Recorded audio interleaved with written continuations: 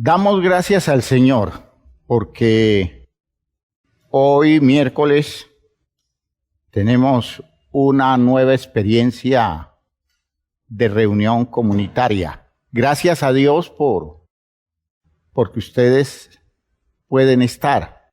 Gracias a Dios porque Dios los ha guardado.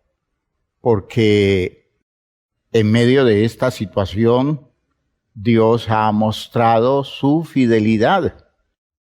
Damos gracias a Dios porque podemos pensar bien en una situación como la presente. Damos gracias a Dios porque podemos entender este suceso sin excluirlo a Él. Podemos contar con Él, entendiendo lo que está pasando hoy. Hay tantas, pero tantas razones para darle gracias a Dios. Porque es que esta particular experiencia que se llama cristianismo nos llena de motivos en este conocimiento de Dios en el cual estamos creciendo cada día. Por eso los felicito. A todos los felicito por ser iglesia. A todos los felicito por su disposición para honrar a Dios. Y quiero expresarles que mi oración constante es que Dios les permita, mediante el uso de su inteligencia y de su habilidad humana normal, Dios le permita a usted y a todos el poder ser fiel. Mantenerse fiel, ¿ya? Esa es la idea del escritor de Eclesiastés, ¿no?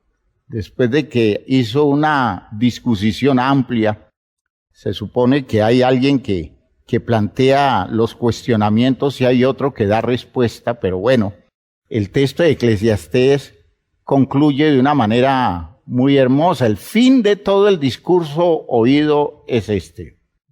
¿Ya? Teme a Dios y guarda sus mandamientos, porque eso es el todo del hombre. Y en la práctica, así es.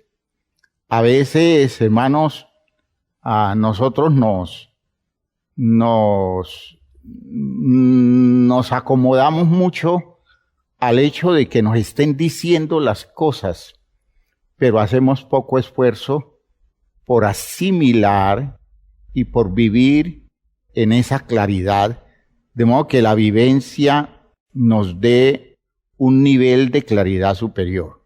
Por eso es que en este momento, agradeciéndole a Dios la oportunidad de esta jornada, quiero invitarlos a que oremos y le digamos al Señor que queremos tener cada día más razones para serle fiel a Él, para obedecerle a Él, para motivarnos a la acción. Es muy cómodo escuchar, es muy cómodo recibir. Lo más demandante es la acción. Y para eso Dios nos prepara. Y para eso está la iglesia. Para eso está el Espíritu de Dios.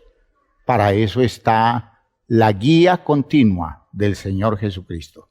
Oremos al Padre en ese sentido. Padre eterno, estamos ante ti porque estamos hoy ante la posibilidad de ser edificados por tu palabra. Hoy que tú nos comprometes con una demanda existencial superior a la común.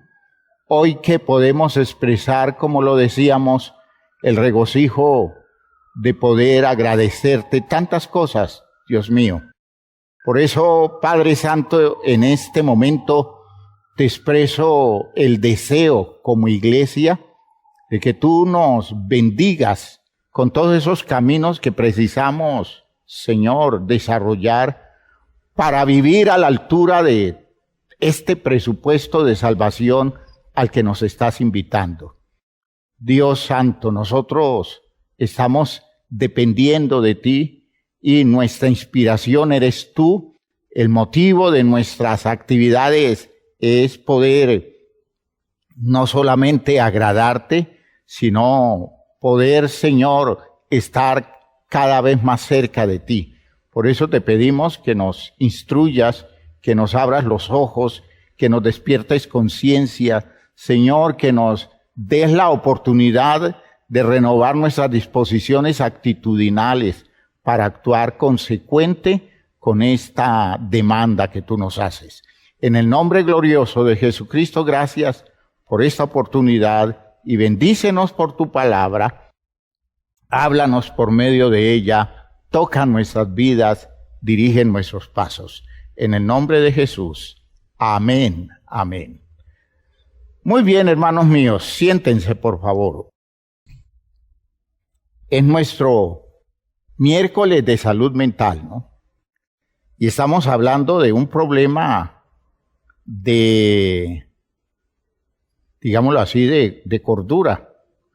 El gran problema de cordura que se acentúa en nosotros cuando no alcanzamos a madurar todo lo que debiéramos hacerlo.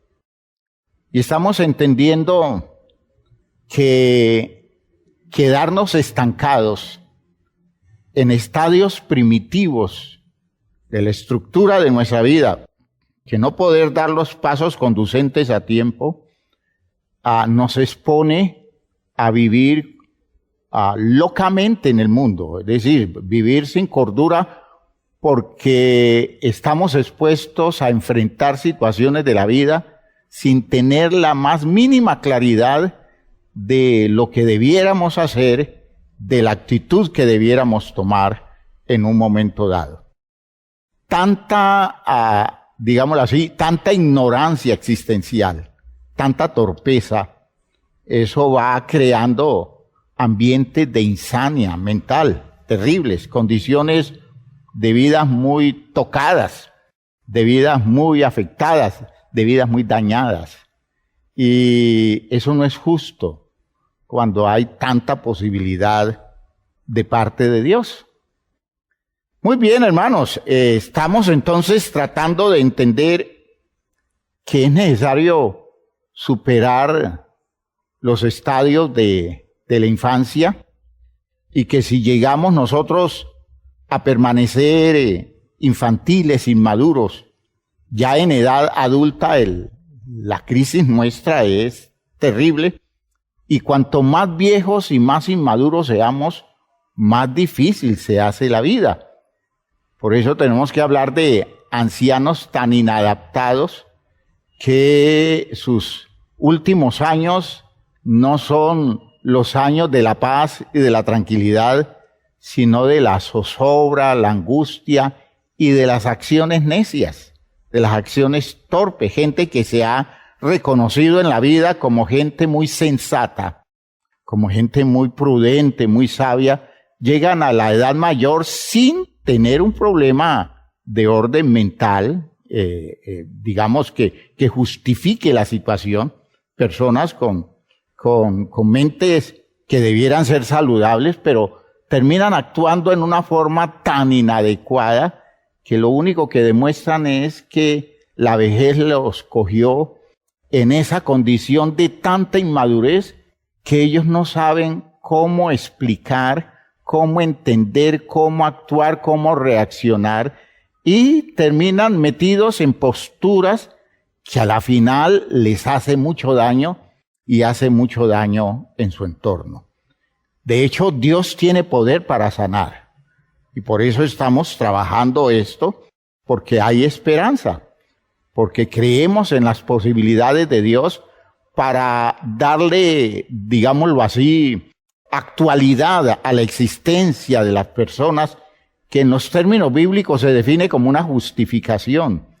Hay gente que le queda difícil justificar su propia vida y Dios quiere justificárselas.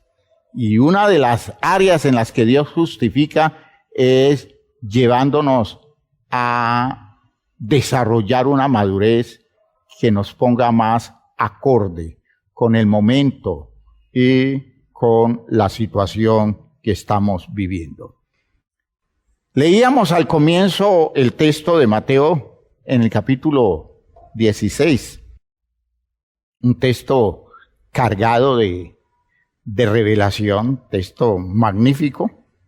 Y entonces, en ese texto hay un relato, una enseñanza de Jesús.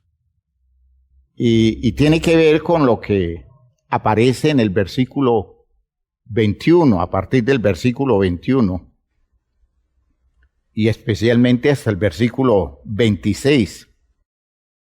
Y quiero mostrarles esto, hermanos. Como estamos hablando de crecimiento, estamos hablando de maduración, de maneras, de caminos, de condiciones a desarrollar en nosotros para que la madurez se alcance.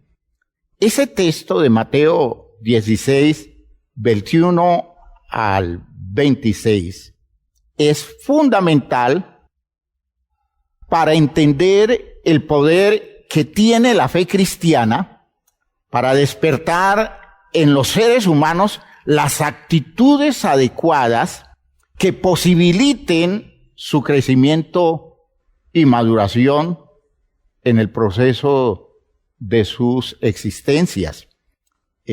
Una persona que se hace cristiana tiene una posibilidad enorme de madurar. Y cuando una persona toma en serio el cristianismo lo hace madurar, ¿ya? ¿Por qué? Porque es que la forma como el cristianismo se desarrolla, se concibe, la forma como el cristianismo se practica, no da otra alternativa. Todo cristiano serio, comprometido con su fe, madura, necesariamente madura. De modo que una de las cosas que indica que nuestro cristianismo no está siendo vivido como debe ser es descubrir que nos hemos estancado en el proceso de nuestro desarrollo. El capítulo 16, donde Jesús o Mateo menciona la confesión de Pedro, y luego, después de la confesión de Pedro, donde Jesús es reconocido como el Cristo, Jesús como que aprovechó la situación del reconocimiento de sus discípulos para anunciarles algo que no es muy grato. Jesús les anuncia la tragedia que viene para la vida de él. Y la forma como lo dice es interesante, muy interesante, porque él no habla como con el dejo de la queja de alguien que dice: yo desgraciadamente estoy abocado a esto. Él no habla tampoco en los términos de decirles a ellos: ayúdenme a pensar, a ver qué alternativa encuentro. Él no lo hace en la forma de buscar en ellos la compasión y que ellos lo muevan a la autoconmiseración. Él no toma ninguno de esos caminos muy frecuentes por nosotros en esas condiciones donde nosotros terminamos perpetuando nuestros infantilismos, ¿ya? Buscamos a alguien para decirle nuestras situaciones difíciles, pero no lo hacemos en la forma de buscar a alguien que espiritualmente nos apoye, sino que lo hacemos en la forma de quejarnos, en la forma de murmurar, en la forma de expresar nuestro sentimiento de frustración, y no como alguien que en términos cristianos, frente a una situación así, su deber es acercarse a los suyos para dejarles ver su destino y dejarles ver que lo que viene puede verse muy difícil, pero ellos tienen que saber asimilarlo, de modo que los quiere preparar para que cuando las cosas se den, ellos no terminen frustrados o agobiados por la pena, sino que entiendan que ya su maestro se los había explicado. Es muy interesante esto, es muy interesante. Jesús es un hombre muy maduro, hermanos míos, muy maduro. Y ese texto deja claro todo ese proceso que el cristianismo estimula en nosotros, la forma de crecer adecuadamente, tomando las posturas adecuadas o correctas frente a las situaciones de la vida. Dice el versículo 21, Mateo 16, 21.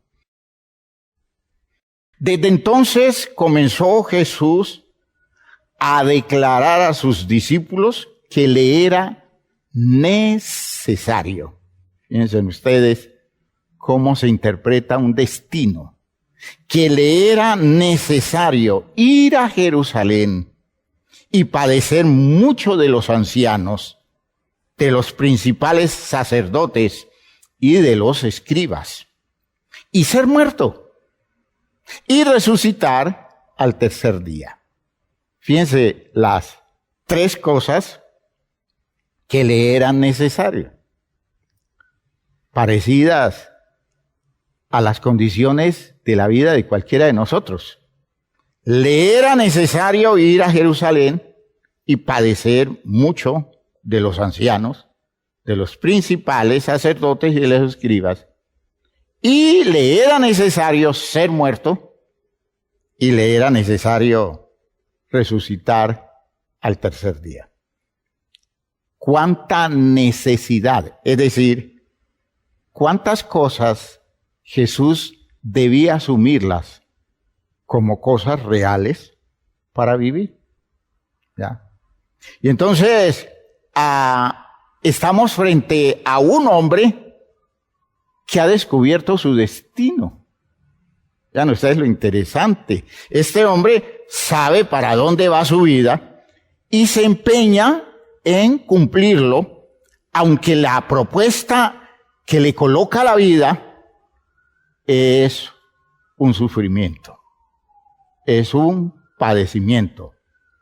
Y él entonces, cuando entiende, yo creo que mucho tiempo meditó, mucho tiempo oró. La oración de Getsemaní que aparece en el texto no es más que el resumen de muchas de las formas que tuvo Jesús para tratar de aclarar delante de Dios esta propuesta de la vida, esta demanda de la vida. Y Jesús, cuando lo entendió, se dispuso frente a su destino. En su madurez, él lo asume con valor y dignidad. Ese es mi destino.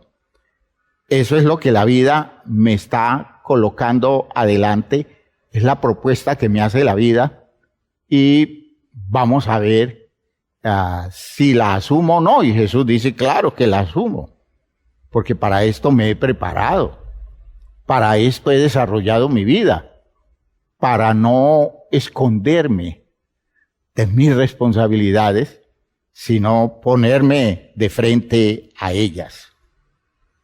Pero ahora se presenta otro hombre allí en la historia. Se presenta Pedro. En el texto dice, entonces Pedro, tomándolo aparte, comenzó a reconvenirle, ¿ya? Es decir, como a dejarle ver que eso que estaba asumiendo no tenía presentación y que no era correcto lo que estaba haciendo. Comenzó a reconvenirle diciendo, Señor, ten compasión de ti. Sí. Mírate a ti mismo y piensa si vale la pena que tú asumas la vida de esa forma cuando la vida no te está ofreciendo nada grato. Que es lo que lo que hacemos nosotros frecuentemente. ¿Qué te ofrece la vida? ¿Qué te está proponiendo la vida? Eso que te propone la vida, ¿para qué te sirve? Eso, ¿en qué te va a producir, digámoslo así, sentido de bienestar? ¿En qué te va a apoyar para ser feliz? ¿Qué de eso te puede ayudar a sentirte como una persona realizada, una persona plena, una persona que descubre que esa vida así vivida tiene sentido? No, le dice Pedro a Jesús, ten compasión de ti, en ninguna manera esto te acontezca. Este otro hombre es muy distinto en su visión y en su actitud. Tenemos entonces un hombre maduro, Jesús, y tenemos un niño, Pedro. Ahora no estamos hablando de edades, ¿ya? Estamos hablando de condiciones de desarrollo. Es un hombre muy distinto en su visión y en su actitud, que no acepta la validez del destino de su maestro y le reclama que piense más en él mismo y no permita que todas esas cosas que se presumen están en el camino que lo lleva al cumplimiento de su destino, todas esas cosas se den. Que busque la manera de evadirlas, que busque la manera de sacarle el cuerpo, que busque la manera de vivir sin necesidad de complicarse tanto con cosas que no son tan gratas. Vean ustedes dos tipos humanos. Un hombre maduro, un hombre muy elemental. La crianza cristiana aparece en el texto. Fíjense, en ese texto que estoy mencionando, aparece la crianza y la educación cristiana. ¿Qué hace el líder espiritual? ¿Qué hace el creyente que ha madurado un poco? ¿Qué hace la persona que entiende las propuestas de la vida desde la perspectiva cristiana? ¿Y qué hace respecto a esas personas que todavía no pueden ver nada y que todo el tiempo están buscando la manera de evadirse, de no comprometerse, de pasarla fácil, de pasarla cómodo, de evitarse, digámoslo así, demandas existenciales y de estar buscando las mejores cosas que la vida ofrezca? ¿Ya? Es la salida de los niños, el principio del placer. ¿Qué cosa es agradable? ¿Qué cosa se hace con gusto? ¿Se disfruta? Entonces por allí me voy, aunque no sé dónde me va a meter, no sé dónde me va a llevar. No estoy preguntando por mi destino, sino por las cosas que me resulten más gratas vivirlas. Así actúan los niños. El niño lo hace y por eso estamos los adultos. Para evitar que esas decisiones los lleven a caer en una trampa, los lleve a asumir una postura inadecuada que les haga mucho daño. Para eso estamos los mayores. Pero fíjense que los niños adultos hacen lo mismo. Los niños adultos están tomando ese tipo de posturas, ese tipo de decisiones. Y entonces, esa crianza cristiana que aparece, habla claro en la postura del niño Pedro. Se va de frente al niño Pedro porque necesita ese niño darse cuenta de cuán equivocado está y que se confronte con la actitud del mayor que lo está corrigiendo, que lo está educando, que lo está criando. Dice el texto en el versículo 23, pero él, Jesús, volviéndose, dijo a Pedro, quítate de delante de mí, Satanás. Traduzca, opositor. No es la declaración, de Jesús diciendo, dentro de ti está Satanás, porque es la forma como muchas veces se entiende. El texto lo único que está diciendo es una expresión que indica oposición. Quítate de delante de mí, Satanás. Eres la personificación de Satanás. Me eres tropiezo. ¿Ya? Porque no pones la mira en las cosas de Dios, sino en las de los hombres. Entonces, esa amonestación corrige la postura del discípulo, indicándole su torpeza. Usted cree que es muy inteligente. Y usted no es inteligente. Lo que usted está proponiendo es poner tropiezo a un plan que si dejamos de hacer lo que tenemos que hacer, se estropea un programa que no solamente me afecta a la vida, sino que afecta a muchos. Nosotros decimos hoy a la humanidad en general. Imaginen ustedes esas palabritas de Pedro diciéndole a Jesús, ten compasión de ti, no dejes que esto se dé, buscando doblarlo en su condición sentimental. ¿Cuántas veces lo hemos hecho?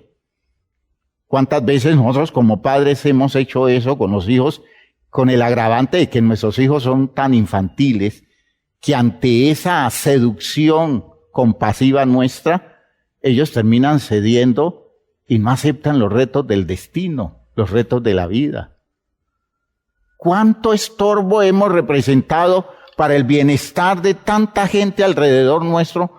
Porque no miramos las cosas desde la perspectiva de una demanda de la vida, sino que miramos las cosas como diciendo, esto es agradable o no es agradable, esto se disfruta o no se disfruta, esto lo podemos sentir como válido o no válido por el bienestar que produzca. Entonces nosotros estamos todo el tiempo hablando más de la cuenta. Yo veo a los hermanos a veces asumiendo posturas de cristianos, pero que estorban. ¿Usted para qué se consagra tanto? ¿Usted para qué toma eso tan en serio?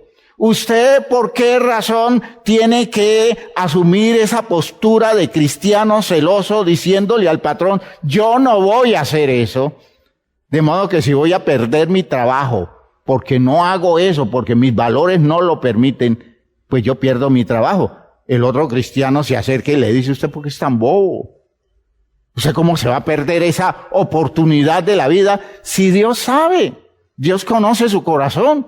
De modo que usted no tiene por qué ser tan definido, ser tan decidido. Usted no tiene por qué aceptar esa condición que la vida le propone desde el punto de vista cristiano. Eluda eso y siga adelante, que Dios con todo lo perdona. Entonces, fíjense ustedes que todo el tiempo estamos estorbando. Como hay muchos que están disuadiendo a sus amigos, ¿ya? Desde el punto de vista de sus decisiones espirituales, de sus decisiones morales. ¿Ya? ¿Por qué? Porque no hay en ellos esa conciencia de respetar las demandas de la vida. Porque ellos están viviendo todo el tiempo eludidos, todo el tiempo están sacándole el cuerpo a lo que les demanda la existencia como tal. Por tanto, Jesús amonesta la condición torpe de Pedro. De hecho, eso es producto de la inducción cultural que ha tenido este hombre, una inducción equivocada. En esa malicia que, por ejemplo, nosotros vivimos en Colombia, esa idea de que nosotros somos muy vivos, y somos vivos para ser tramposos, somos vivos para ser mentirosos, para ser personas que buscamos por todos los medios no asumir responsabilidades desde el territorio de lo correcto, sino que hacemos las cosas como a nosotros nos parece desde un territorio totalmente inmoral. ¿Cuándo van a madurar esas personas? Nunca. Ellos pueden envejecer, pero no maduran. ¿Por qué? Porque las posturas que toman no corresponden a una persona que asume la vida en un plan de maduración. Y esa es la razón por la que uno puede decir que las personas no son cristianas. Pueden estar en un medio religioso, pero no son cristianas. Porque ser cristiano es aceptar los retos de la vida según este texto nos está mostrando. Hace una resistencia Pedro al sentido válido de la vida y Jesús le dice, me eres tropiezo. Me eres tropiezo. Que Dios tenga misericordia de esos tropiezos que somos. La Biblia dice en boca de Jesús, ay del mundo por los tropiezos, porque es necesario que lleguen los tropiezos, mas hay de aquel por quien viene el tropiezo. Hermanos míos, la irresponsabilidad existencial que perpetúa el infantilismo en las personas adultas son elementos que hacen tropezar todo el tiempo a mucha gente y hacen un daño pavoroso en el medio social, promoviendo el descompromiso, promoviendo la irresponsabilidad, promoviendo una vida sin valores de fondo, promoviendo la malicia. En palabras de Jesús, promoviendo la hipocresía. Que Dios nos ayude, que Dios tenga misericordia de nosotros. En ese texto se aplica el principio que es, en una secuencia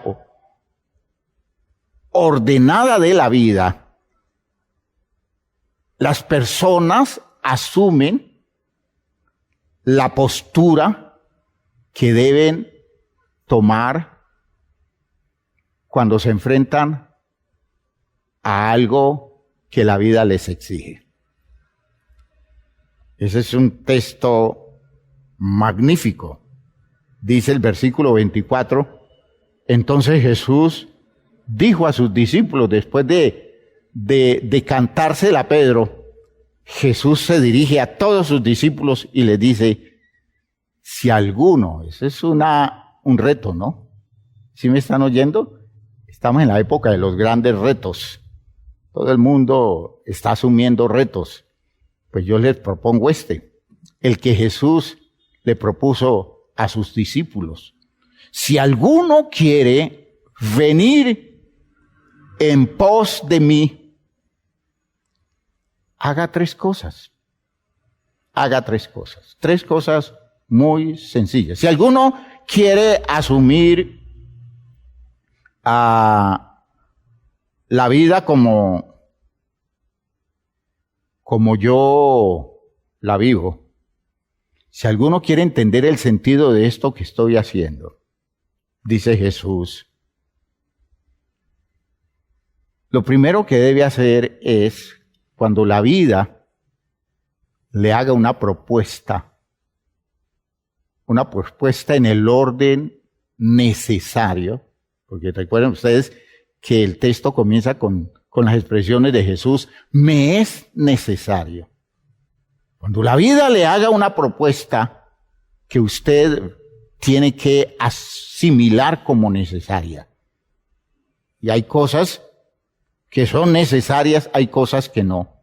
Y usted necesita claridad para identificarla. Pero dice Jesús, cuando eso suceda, lo primero que usted debe hacer es negarse a usted mismo.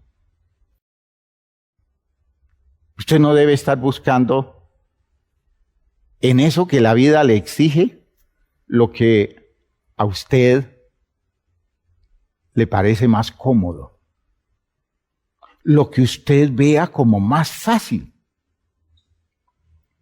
Usted tiene que renunciar a la idea de que esto lo va a vivir buscando la manera de evadir la incomodidad, buscando la manera de evadir el sufrimiento. Cuando algo sea necesario, usted tendrá que enfrentarse al sufrimiento. Cuando algo sea necesario, usted tendrá que reconocer que va a pasar por una condición muy demandante y usted no podrá decirse a usted mismo, yo tengo compasión de mí. Yo no voy a permitirme esto, yo no voy a pasar por esto que la vida me está exigiendo. No, lo primero que usted debe hacer es negarse a usted mismo. Cuando las personas no se niegan a ellas mismas, es decir, cuando las personas asumen la vida buscando las cosas que simplemente les agrada, las cosas que les resulta fácil, que les resulta cómodo, nunca terminan viviendo la vida que se les propone. Por tanto, terminan viviendo otra vida que no es la de ellos. Terminan metidos en cosas que de hecho al final resultan peores que las dificultades que hubiera tenido que experimentar aceptando la vida como se la estaban proponiendo. Ese salir corriendo, darle la espalda al destino, porque se ve como complicado, hace que esas personas terminen acorraladas, metidas en territorios donde se vuelven prisioneros de intereses de otros, que al final los seduce mediante propuestas atractivas que nada tienen que ver con la realidad. Pero cuando alguien entonces tiene el valor de negarse a sí mismo y por educación y por crianza está asumiendo esa capacidad de enfrentarse a las cosas más allá de sus gustos y de sus deseos, esa persona necesariamente primero va a ir desarrollando una madurez extraordinaria y en segundo lugar va encontrándose con cosas mejores y con mejores oportunidades para su existencia y lo más grande, va a mantener su condición de persona libre y no se va a ver sometido bajo ningún régimen de esclavitud. ¿Por qué? Porque está entendiendo que su afán por vivir lo que le toca vivir es lo que le da la garantía de su verdadera libertad. Gloria a Dios. De esa forma, entonces, la persona hace el primer paso. Si alguno quiere venir en pos de mí, niéguese a sí mismo. Segundo, tome su cruz. ¿Y qué es tomar su cruz? Acepte su destino. Acepte la responsabilidad que le tocó. Dígale sí a la propuesta que la vida le está haciendo. Busque la manera de encontrar formas de llevar a cabo lo que le están pidiendo. Acepte el reto.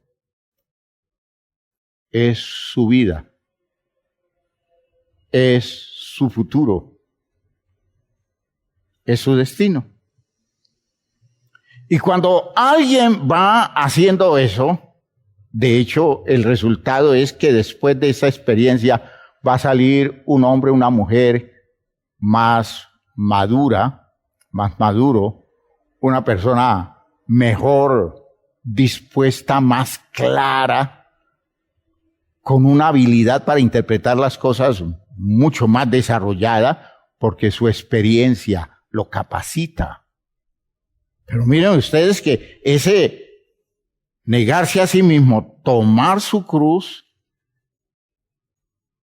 los posibilita para hacer el otro movimiento que es convertirse en un auténtico discípulo.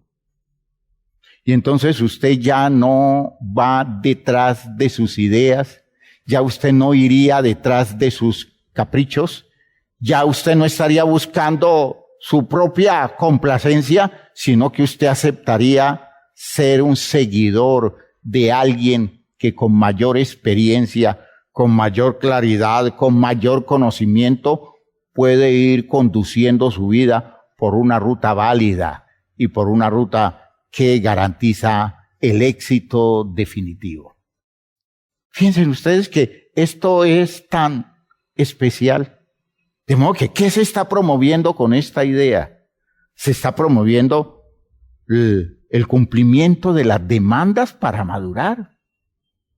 Si esto nosotros lo aplicamos con los niños que estamos criando, estaríamos lamentando menos cosas en relación con los muchachos en sus posturas voluntariosas, posturas caprichosas, porque los hemos enseñado a evadirse. Los hemos enseñado a no aceptar el reto de la vida. Los hemos enseñado a que lo mejor que se debe hacer es tener la viveza suficiente para buscar la forma de hacer las cosas que duelan menos. Aunque terminemos haciendo mucho menos de lo que la vida nos demanda, o terminemos haciendo algo totalmente distinto de lo que la vida nos demanda, lo más importante es que evitemos el sufrimiento, evitemos aquello que nos exige, que nos demanda sacrificio. Los hemos criado así. Les hemos permitido esas salidas. Y les hemos dejado que influyan sobre ellos. ¿Quiénes influyen sobre ellos? Toda una cultura, todo un mundo cómodo, un mundo irresponsable, un mundo descomprometido, un mundo infantil. Porque no hemos entendido que aún desde la niñez esta demanda los incluye a ellos. Niéguese a sí mismo, tome su cruz y ahora hágase un discípulo y no se dé ínfulas de maestro. No pretenda, sin saber nada de la vida, no pretenda tomar decisiones. Aprenda a consultar, aprenda a depender de la sabiduría de los grandes, aprenda a someterse al régimen, aprenda a ser sumiso, para que mañana tenga la solvencia suficiente para que otros sometidos a usted puedan encontrar usted la guía ideal. Fíjense ustedes que se está planteando el principio cristiano en su forma más pura. Y Jesús complementa la enseñanza con ese texto del versículo 25, donde aparece la paradoja en la que se confunden muchos. Esa es una extraordinaria paradoja, ¿ya?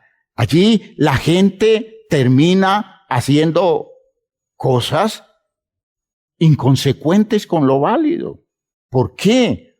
Porque es que el afán de las personas no es aceptar el reto que la vida les hace, sino que el afán de las personas es poder lograr salir ileso de las condiciones que en las situaciones, que en las experiencias de la vida tengan que enfrentar.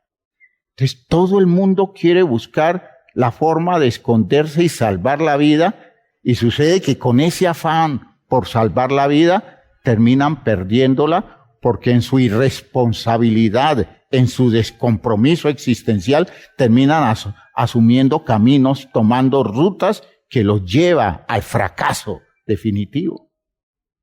¿Ya? Por eso dice el texto, porque todo aquel que quiera salvar su vida, fíjese que está en el mismo contexto de las ideas que venimos mencionando, porque todo aquel que quiera salvar su vida la perderá, ¿ya? Porque ese querer poner mi vida a salvo, ese querer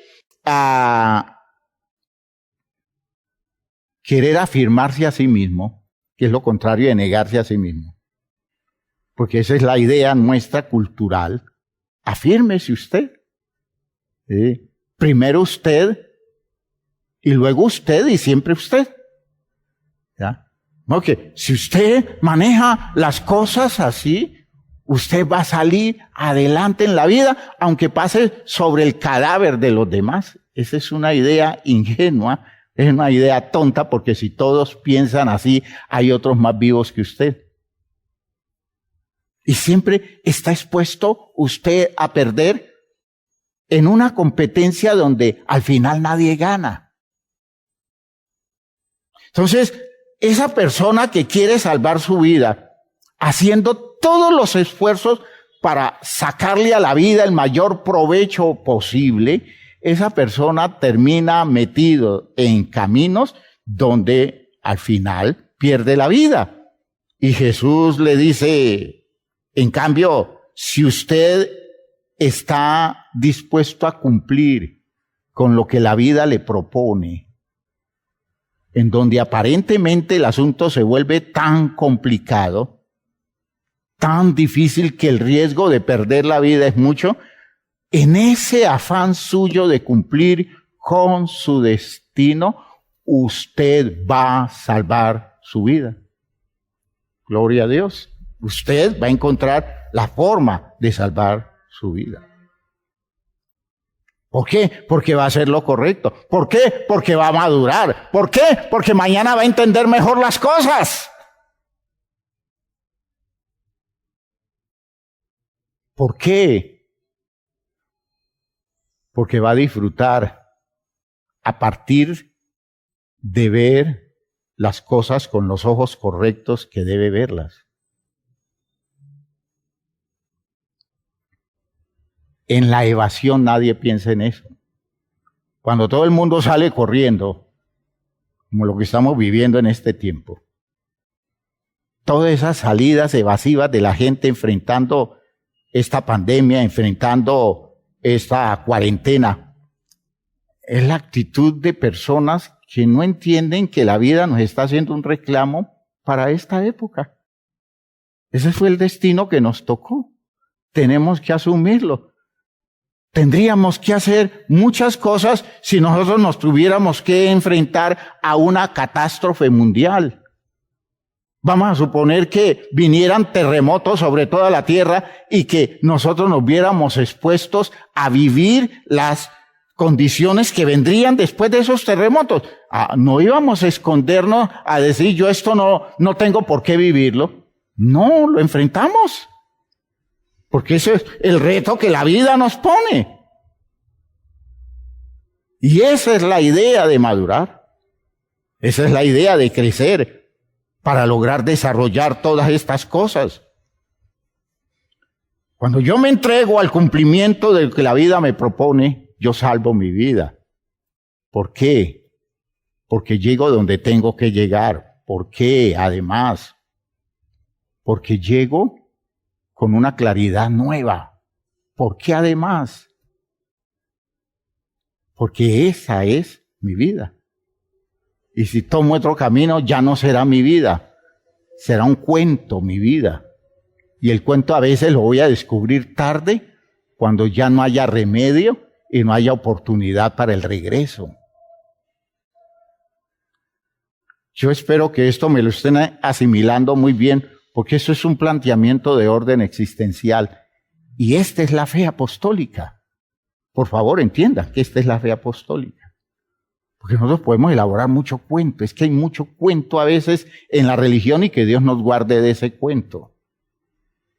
Y porque yo veo que en mi iglesia hay una tendencia que yo digo que es natural, pero no es conveniente, una tendencia a la comodidad. Tenemos una triste tendencia a la irresponsabilidad, al descompromiso. Tenemos esa idea fácil de decir, yo no me meto en líos. A veces escucho que los pastores terminan diciendo, yo no le voy a decir nada para no complicarme la vida. Yo mejor no digo nada, yo mejor dejo las cosas así.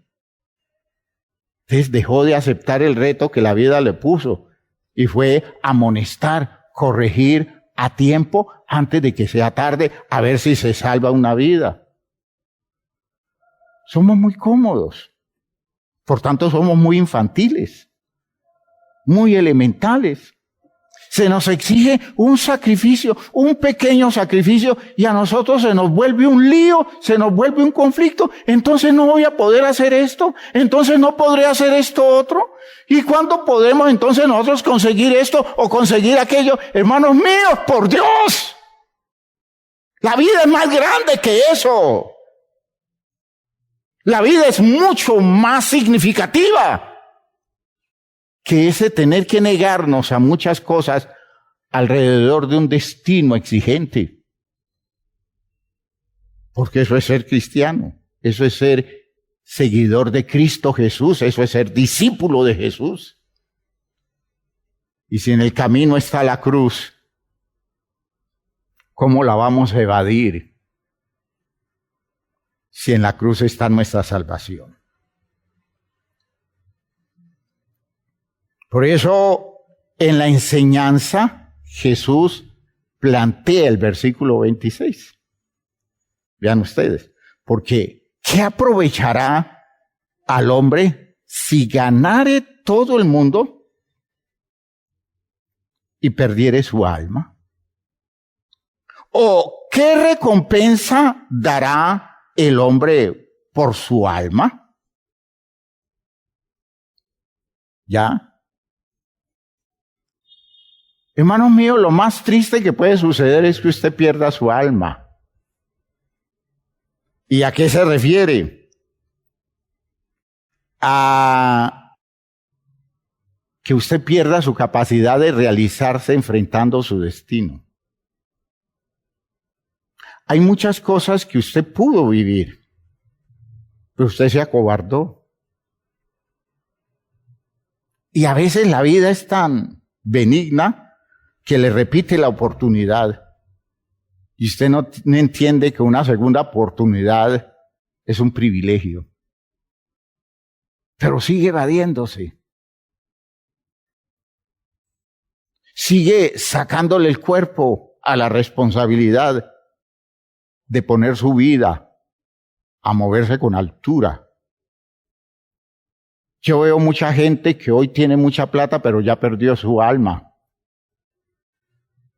porque no pudo vencer la tentación de conseguir en territorios inmorales la comodidad de la cual goza, pero no se puede sentir satisfecho, porque esa no es su vida, porque su vida la abandonó en el tiempo en que tomó la decisión de escoger el atajo que no correspondía a su dignidad, a su moralidad.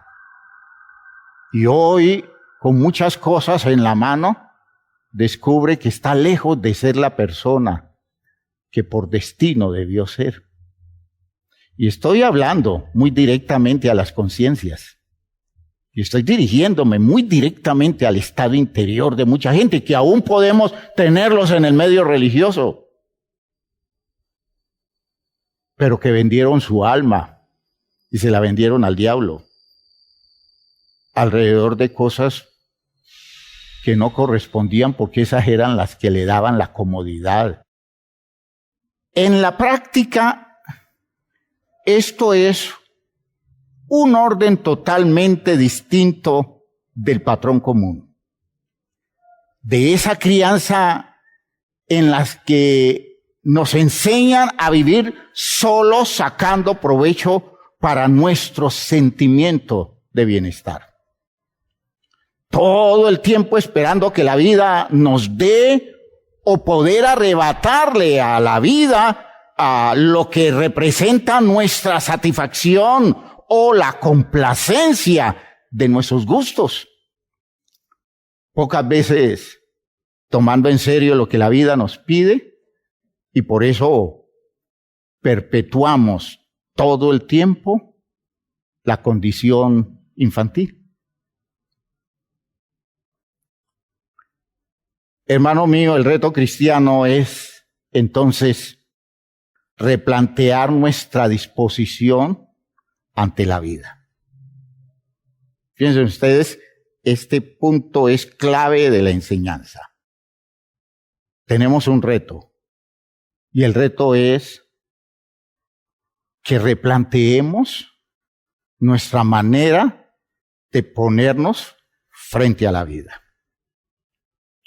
Porque es preciso, oigan bien, y préstenle mucha atención a esto, es preciso entender, y en eso voy a usar las palabras del psiquiatra Víctor Frank, es preciso entender que en realidad no importa tanto lo que esperemos de la vida.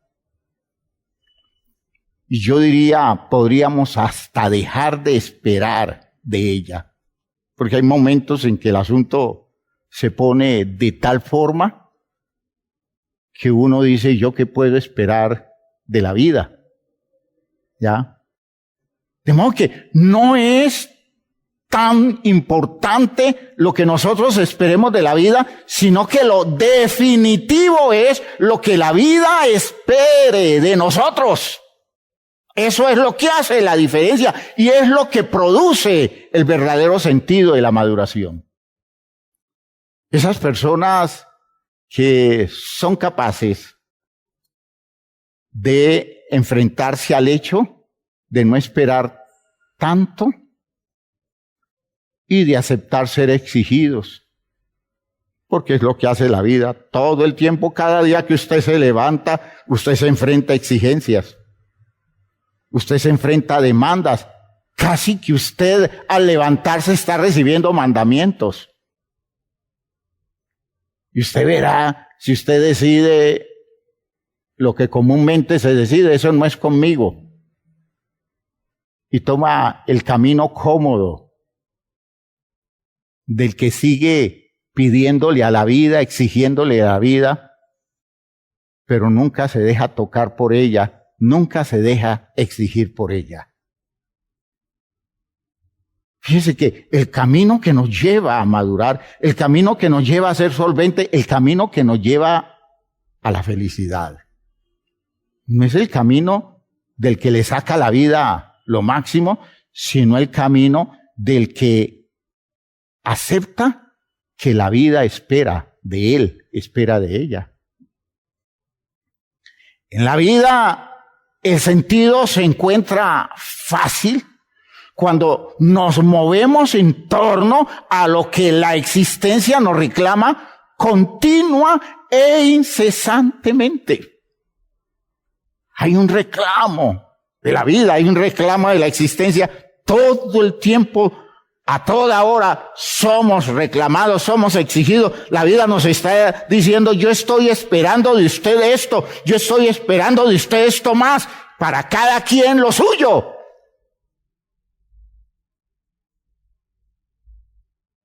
La gente que se dedica a buscar su realización, el sentido de su existencia, acomodándolo todo, buscando colocar las cosas en el sitio de su conveniencia. Hermanos, se les va la vida y nunca encuentran eso. Pero ¿cuánto sentido de vida alcanza aquella persona que todo el tiempo está diciendo, sí, la vida me lo reclama, me enfrento a eso, lo hago, me comprometo, me meto por esa ruta que la vida me exige? Gloria a Dios. Y eso es ser cristianos. Eso es el texto de Mateo 16, que estábamos leyendo a partir del versículo 13. A partir del versículo 21. De esta forma, nuestra respuesta no tiene que ver con palabras, sino con el valor y la conducta recta y adecuada. ¿Ya? Eso no es de discursos. Eso no es de argumentos humanos, elaboraciones. A veces los veo diciendo cosas hasta muy bonitas, pero cuando les estoy viendo la vida digo yo, no quiero que me discursen más. quiero que asuman el reto de su destino. Estamos dispuestos a ayudarlos, pero asúmanlo. No les saquen más el cuerpo. No jueguen a la irresponsabilidad y a la comodidad. No esperen que otro viva por ustedes lo que a ustedes les toca vivir.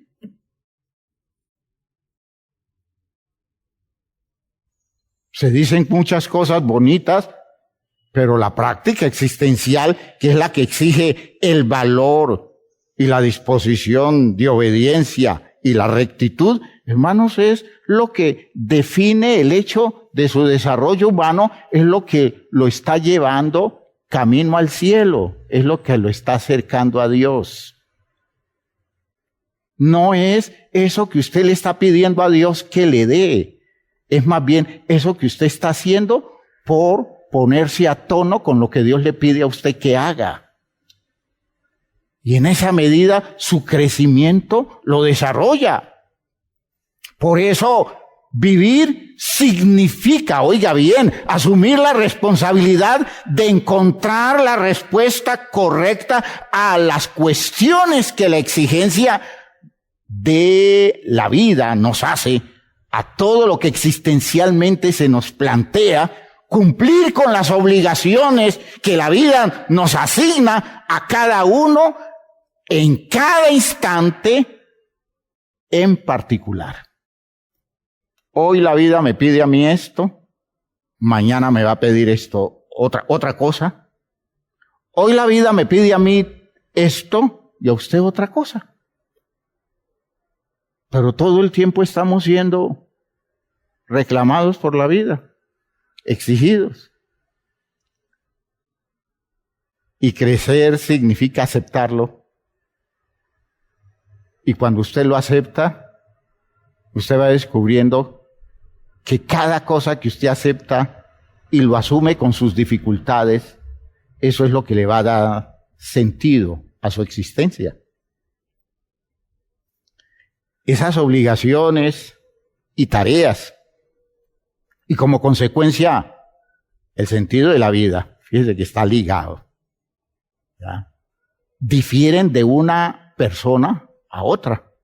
Es lo que les acabo de decir, de un momento a otro, ¿ya? Dos momentos de nuestra vida son distintas, de tal forma que resulta imposible definir el sentido de la vida en términos abstractos. Yo no puedo decir, es que el sentido de la vida es esto, consiste en eso. No, el sentido de la vida se va encontrando en el caminar diario, en la confrontación continua, en la aceptación cotidiana de las demandas que la existencia nos hace. Vida, hermanos míos, siempre es algo real y concreto que conforma el destino de cada hombre, un destino distinto y único en cada caso singular, es decir, en cada persona. Eso es vida. Usted nunca va a tener la vida que le ha tocado a Jesús. Yo nunca voy a tener la vida suya. Se nos aproximan en muchas cosas. Hay cosas en común en el sentido de que las vamos entendiendo en un orden, que es el orden que la revelación bíblica nos da, porque nos da las pautas, nos da los principios, pero los retos son distintos cada día para cada quien.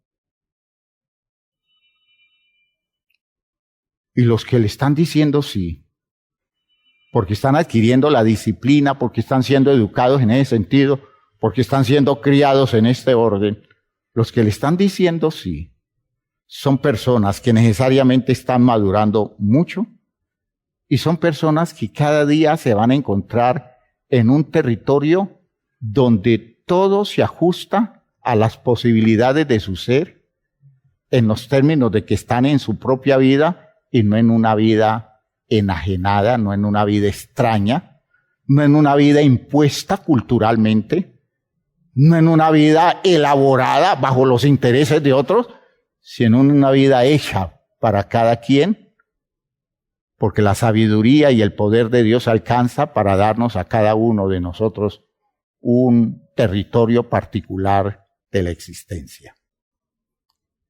Yo espero que esto esté quedando muy claro, porque aquí está el punto central de muchos fracasos y de muchas vidas fracasadas que siguen fracasadas porque no hay replanteamiento de fondo. No hay nada que indique un replanteamiento de fondo. Tantas situaciones por las que cruza o se da la vida de alguien para las cuales se espera una respuesta válida cada vez. ¿Ya? Y usted tiene un reto ahora.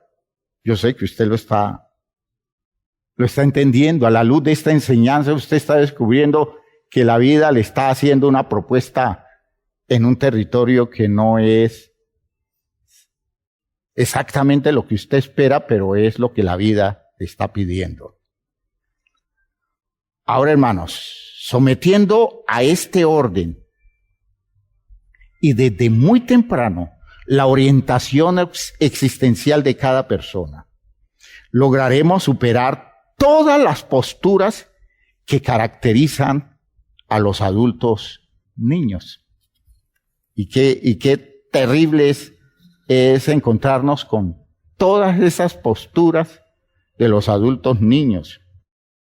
Posturas que a su tiempo vamos a analizar con más profundidad. La inestabilidad emocional, que se expresa como cambios en el estado anímico, pasando del entusiasmo a la melancolía, de la euforia a la tristeza, y esto de un día a otro día o en el mismo día en muchas ocasiones. Uno ve a gente muy inestable emocionalmente, al punto que uno no sabe cómo va a resultar el enfrentarse uno, por ejemplo, al amigo por su inestabilidad emocional. ¿Con qué cara aparecerá? ¿Qué actitud? ¿En qué estado anímico? ¿Cómo lo tendré que tratar? Porque ayer estaba muy feliz, muy contento, pero es que anteayer estaba llevado, estaba lejos de ser una persona en lo mínimo entusiasta. ¿Cómo vendrá hoy? ¿Cómo vendrá mañana? Muy inestables emocionalmente. ¿Por qué? Porque es que como lo que les va pasando no se les acomoda. Entonces no hay cuando les suceda algo que sea exactamente lo que ellos le están pidiendo a la vida. Pero como no le prestan atención a lo que la vida les pide a ellos, entonces van a mantener esa continua inestabilidad. Muy entusiasmado, muy decaído. Claro, no estoy mencionando aquí las condiciones de enfermedades, como las personas enfermas de depresión o los bipolares, cosas así por el estilo. A ellos no me estoy refiriendo. Me estoy refiriendo a la persona que es muy normal, pero que tiene una inestabilidad emocional muy grande, muy frágil a ese nivel. Es muy niño. La poca o nula responsabilidad, fíjense que esa es otra cosa para enfrentar y conducir hacia la madurez a las personas. Imagínense, si yo no me dejo exigir, si yo no dejo que me pongan la norma que me esté pidiendo la vida, si yo no permito que la vida me dé órdenes, en cambio sí espero que la vida me sirva generosa, ¿cuándo voy a asumir responsabilidad?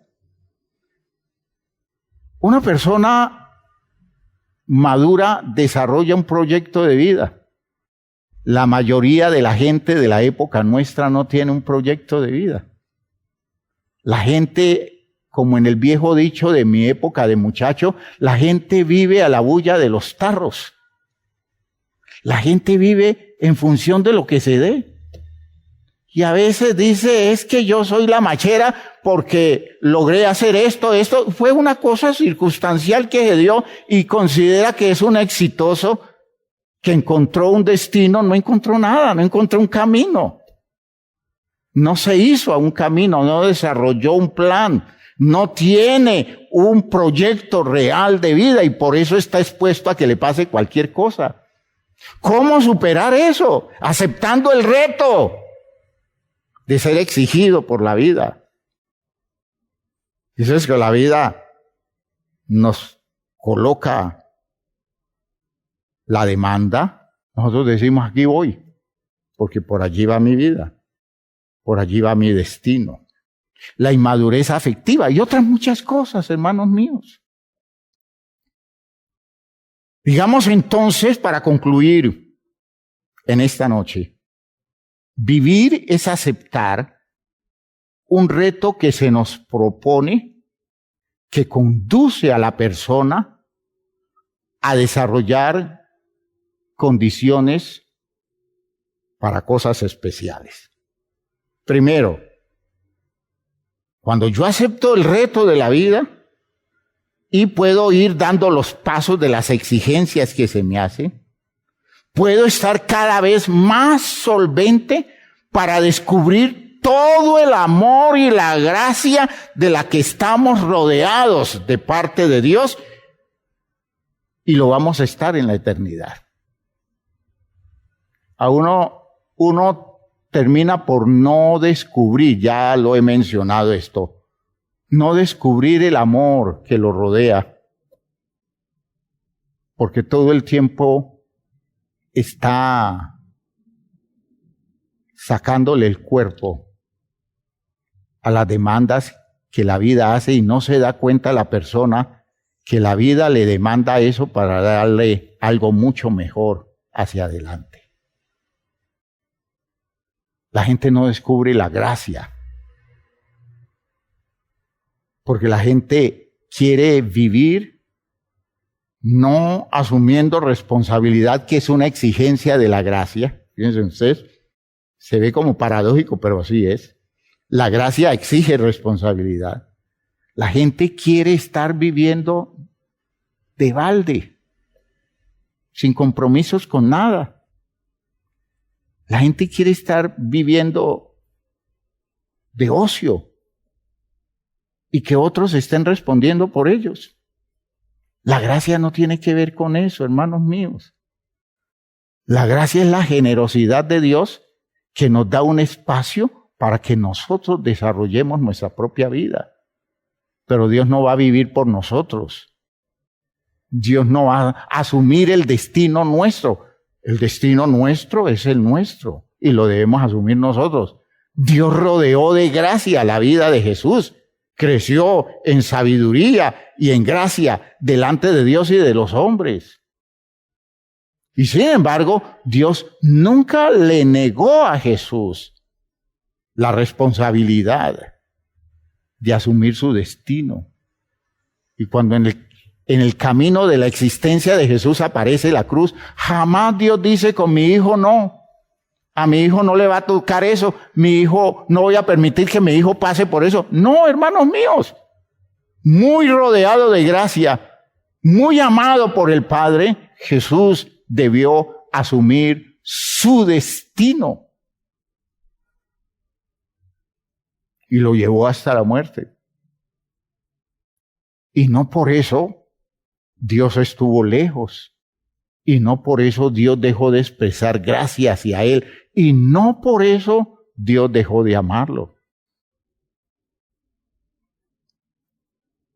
Por otro lado, si aceptamos ese reto que nos propone la vida, nosotros podemos adquirir habilidades para hacer las cosas con un grado mayor de dificultad cada vez, hasta ir haciendo lo posible de aquellas cosas que se veían imposibles.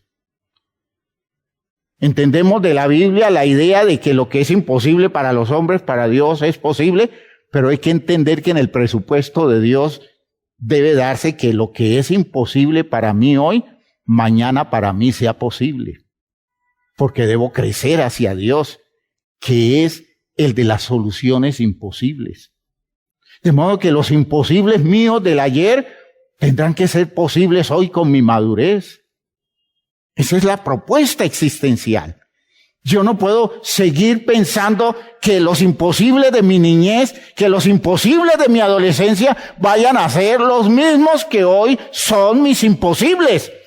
Esas cosas que en esa época para mí eran imposibles, por la gracia de Dios, hoy en obediencia puedo descubrir que hago posible esos imposibles. Vendrán otros mayores y en la medida en que vaya creciendo, los imposibles serán posibles, acercándome poco a poco a aquel que hace que todo imposible sea posible. Ese es el principio.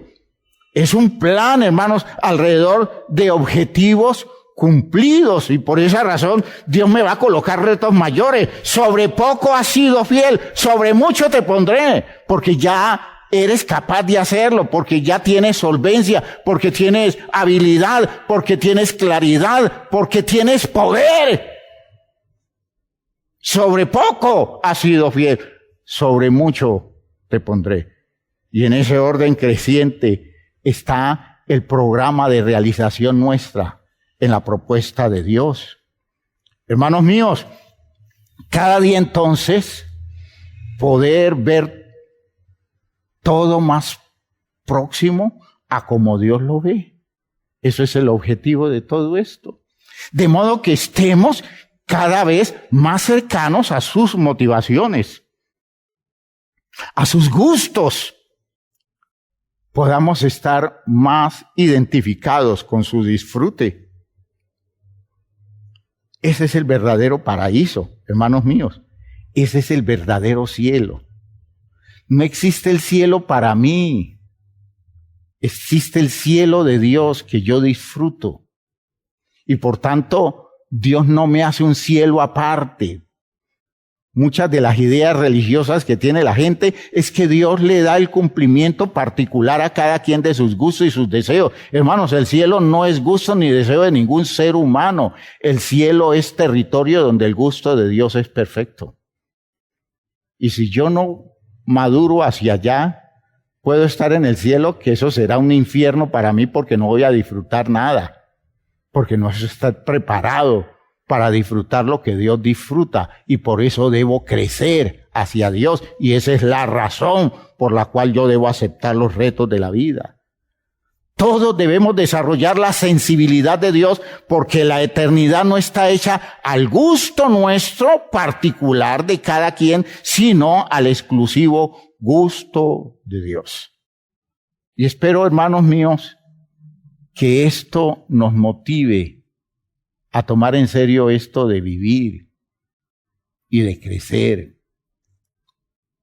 Yo veo las motivaciones que tiene la gente para mantenerse infantil. Y los veo infantiles por muchos años. Tengo muchos años de ser pastor en la iglesia apostólica, conozco mucha gente en el país. Tengo muchos años de ser pastor en Bucaramanga y he visto el desarrollo físico, la evolución física de mis hermanos a lo largo de más de 20 años.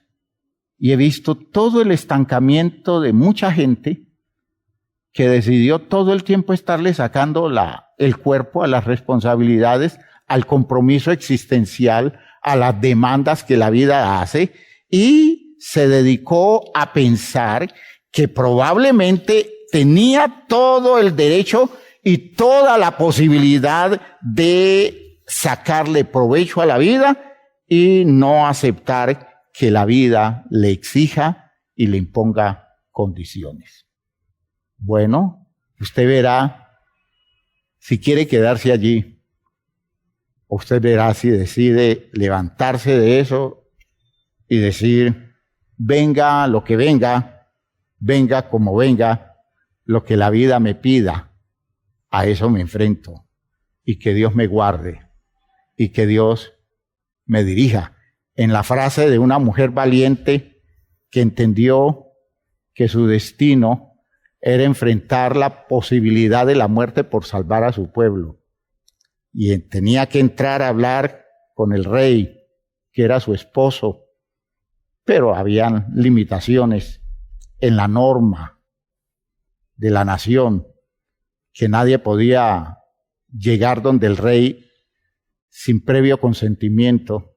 Y Esther dijo, en el momento de tomar la decisión de ir rápido para hablar con el rey para defender a su pueblo, dijo, si perezco, que perezca. Si me llegó la hora de morir, pues me muero. Pero que lo hago. Porque eso es lo que la vida me está demandando ahora.